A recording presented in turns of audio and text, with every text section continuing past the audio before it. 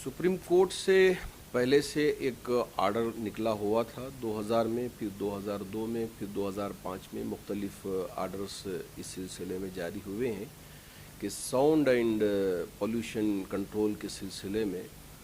तो उसी को रखते हुए इस वक्त हमारी रियासत कर्नाटक की सरकार ने एक सर्कुलर जारी किया है कल ही। उस सिलसिले में हमने यहाँ के पुलिस महकमे से भी बात की है और हुकूमत के अफराद से भी बात की है। तो चूँकि उसमें लिखा हुआ है कि रात के 10 बजे से लेकर सुबह के 6 बजे तक किसी भी कौम के लिए लाउड स्पीकर का इस्तेमाल करना जायज़ नहीं है, ममनू है और इसको रोका गया है।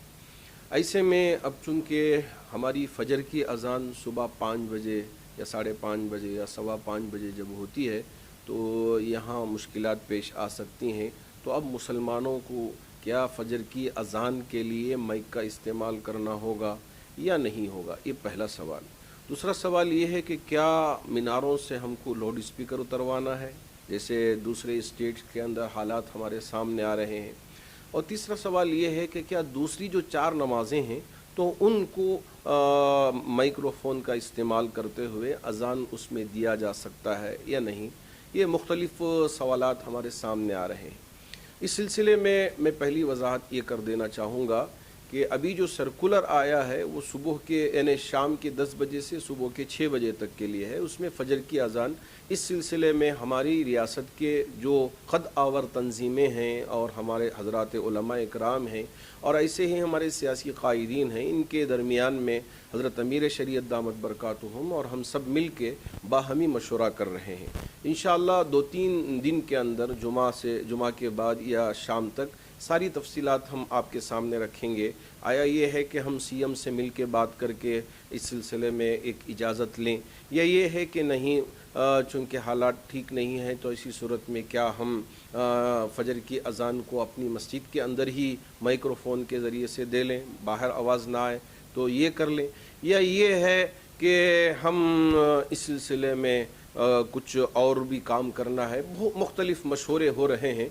तो इंशाअल्लाह जो हतमी मशवरा होगा और जो फ़ाइनल हमारी बात होगी इंशाअल्लाह वो आवाम तक पहुंचाने की कोशिश करेंगे।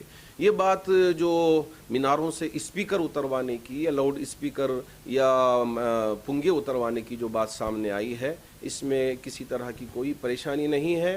मस्जिद की कमेटियां इस पर बिल्कुल तवज्जो ना दें, बल्कि वो स्पीकर रहेंगे। अलबत्ता चूँकि हमारे लिए सुप्रीम कोर्ट का आदेश है कि इतने डीबी के अंदर ही साउंड रहना है, तो आप बराए मेहरबानी जो डिवाइस तैयार करवाया गया है साउंड को कंट्रोल करने के लिए, हर मस्जिद की कमेटी उस डिवाइस को लगा लें ताकि बकिया जो अज़ानें हैं वो भी उसी डिजिबल के अंदर हम दे सकें और कभी किसी के लिए कोई परेशानी ना आ सके। तो जितने भी हमारे यहाँ मीनारों पे पुंगे हों कोई परेशानी होगी नहीं। जितने डीबी के अंदर साउंड होना चाहिए ये डिवाइस कंट्रोल कर लेगा। तो अब ये मीनारों पे चढ़ना उतरवाना ये सारी परेशानियों में हमको पड़ना नहीं है।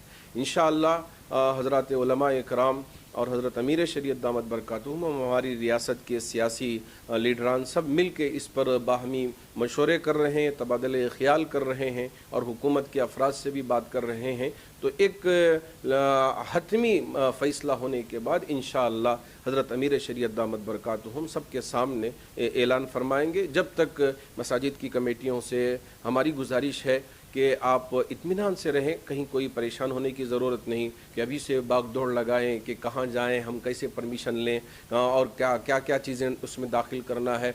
इन सारी उलझनों में हरगिज़ न पड़ें, आप इत्मीनान के साथ अपने अपने मकामात पर रहें।